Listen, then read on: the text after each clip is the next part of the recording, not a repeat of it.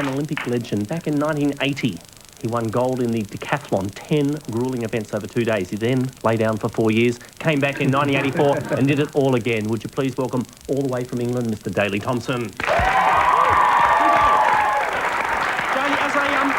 A former gold medalist, do you get tickets automatically to the game? No, unfortunately, I've got to apply like everybody else. Oh, good. We've got the form here if you want to. I might have to buy some of these because he's got some good ones here. Yeah, they're going for about $600 a pop there, Daley. Hey, someone was telling us once about a decathlete who wouldn't go to interviews unless the people who were speaking to him could name all the sports. I know a bloke in who's his, done that. Who is that? Anyone at this table? Yeah, I think it would be. So go on then. But I should have started it. Otherwise I'm going to shut up. Running. Running. Oh, Running. What? Athletics. Hurdles. Hurdles, yeah, hurdles is in there. Javelin. Javelin, good. Yeah. Shot put, yep. Pole vault. Pole vault. Hang on, what about these two? 400, 400, 1500. 1500. 100 metre dash. 100 metre dash. Shot put. Javelin. Javelin, done that. Beach volleyball. No, it's been added. Yeah, Look at Glenn, you're panicking, Glenn. buddy. High You're jump. off the High table. jump. I was waiting. 100 metre dash. No, there's one more. The steeplechase one. No, it's an Olympic throwing. 1500. Okay, Glenn's hang got on, a thing. Glinda. The throwing thing. Darts. And they said that you knew the most about sport too. Discus. Oh, discus. Go on, We Ross, never would have thought That's that. not a sport. Discus. That's just throwing That's frisbee. around thing. What was your hardest one, having done all of them?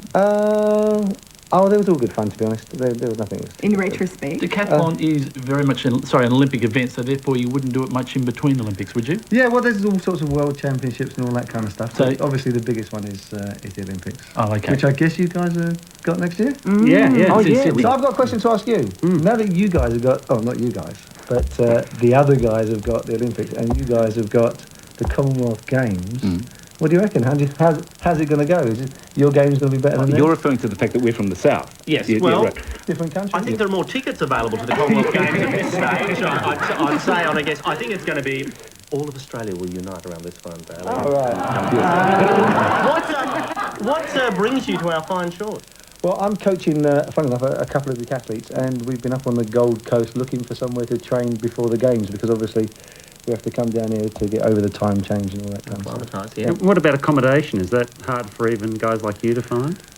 It's not because hopefully I'm going to be working for some of the sponsors, so it's not going to be too difficult. And up on the Gold Coast, they've got some brilliant apartments and stuff overlooking the beach and girls and all that kind of stuff. Daley, the Olympics are in Sydney.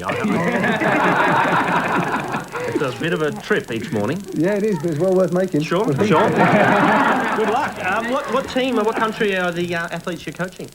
One guy from Great Britain, his name's Dean Macy, another guy from Estonia, and another guy from Iceland. And are there any good Australian decathletes? There is. You've got one good guy. His name's Jagan Hames, or Jagan Hames, and he won the Commonwealth Games. And I think if with a bit of luck, he might do well. Obviously, he won't beat Mike 3 goals. No, of course not. But he'll do well. How did they get onto you to coach them? Because they're all from different countries. I just think that they just think that I can make a bit of a difference because the one guy, the Estonian guy, he's the second best in the world, and he thinks that I might be able to get him to be first. And of course, I charge him a lot of money and can't do it.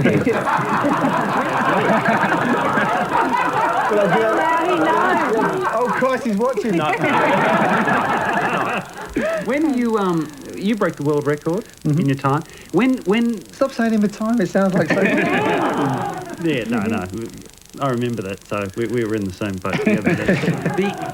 When you watch new athletes coming through and testing the record and breaking, do you feel a sense of loss there, or do you think, oh no, at the time I did my best and that's it? No, not really, because it's funny with world records. Obviously, it's different with medals and stuff because you get to keep those. But with records, it's like you're just kind of holding it for the next person. It's not really yours. Right. You're just kind of looking after it until somebody else comes along.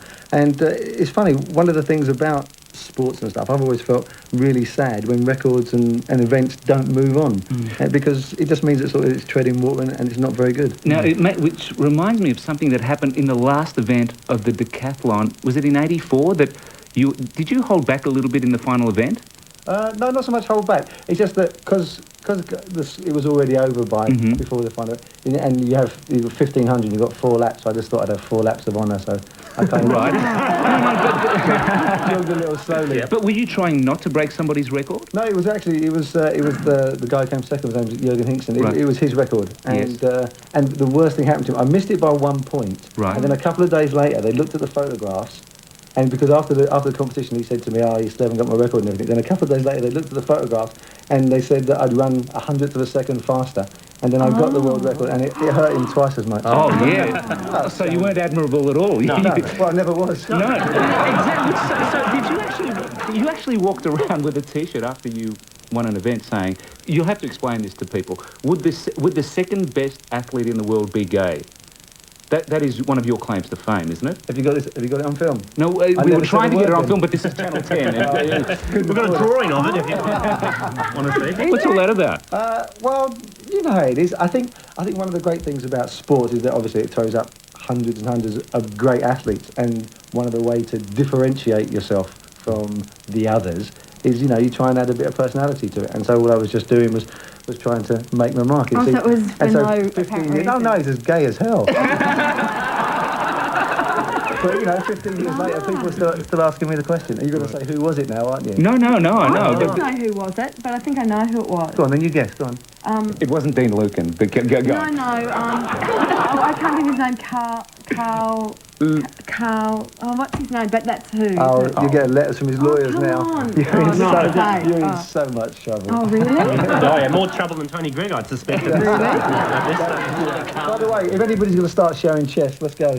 Oh, yeah. The hair steak. The hair steak. Why do you choose to do decathlon rather than specialising in any one of the individual events? To be honest, it's the only thing I was really good at. I mean, I maybe could have been okay at some other events. The only 10 things you were good at. Yeah, but it's the one thing that I could have been the best in the world at. And whereas had you said, I'm going to make my mark as a long jumper, you wouldn't have made your mark. I would never have been as good as Carl Lewis and Bob Beeman and all those At some point you've got to go, I'm good at all of them. How do you... Well, only as a collection, not as But for instance, what's your PB like in the 100 metres? 10:20, which is kind of okay, but it's not the best. I mean, it would get me somewhere, and maybe I could have gone faster if I was just doing that. No, it would have taken more drugs.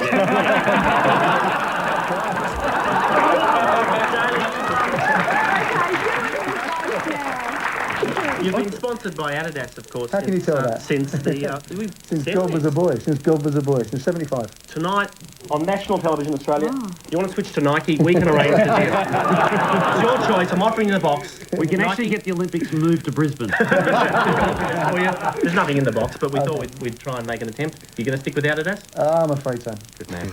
There's one other thing. Okay. Could I just say hello to the in-laws from hell who are mine, and they live in Melbourne? I haven't called them yet. Really? Tony, Yvonne and John, I'm sorry I haven't called, but this is a great town and I'm having a good time tonight. Would you please thank Daley Thompson for joining us tonight? Coming up next, all the lowdown on the RAS with Alyssa Blake. Next on the panel.